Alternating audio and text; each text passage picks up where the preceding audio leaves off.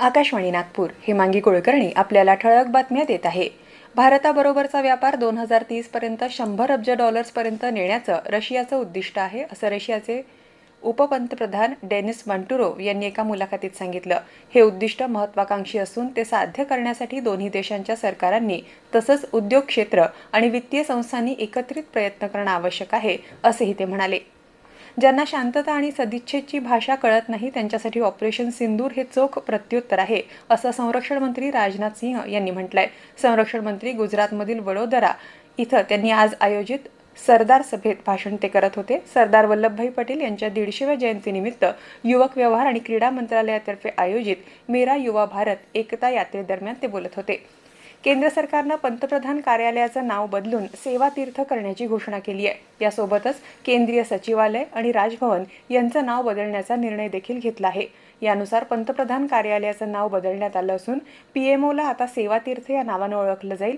तसंच केंद्रीय सचिवालयाचं नाव बदलून कर्तव्य भवन करण्यात आलंय. याशिवाय केंद्र सरकारनं देशातल्या राजभवनांचं नाव बदलून लोकभवन करण्याची घोषणा केली आहे. मध्य रेल्वेच्या नागपूर विभागात 29 नोव्हेंबर रोजी मोठ्या प्रमाणावर तिकीट तपासणी मोहीम राबवण्यात आली. या मोहिमेत 23 गाड्यांमध्ये तपासणी करून 1665 अनियमित प्रवास करणारे आढळले. त्यांच्याकडून 11,29,065 रुपयांचा महसूल मिळवण्यात आला.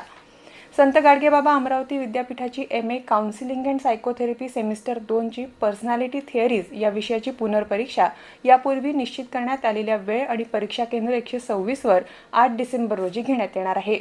भारतात तयार होणाऱ्या तसंच आयात केल्या जाणाऱ्या सर्व मोबाईल फोन्सच्या हँडसेटमध्ये संचार साथी हे ॲप आधीपासूनच जोडण्याचे निर्देश केंद्र सरकारनं दिले आहे. मोबाईल हँडसेटची सुरक्षितता आणि खरेदीतली फसवणूक टाळण्याच्या दृष्टीनं हे ॲप महत्त्वाचं आहे. त्यामुळे बनावट हँडसेट खरेदी तसंच मोबाईल फोनच्या गैरवापराची तक्रार करणं सोपं होणार आहे.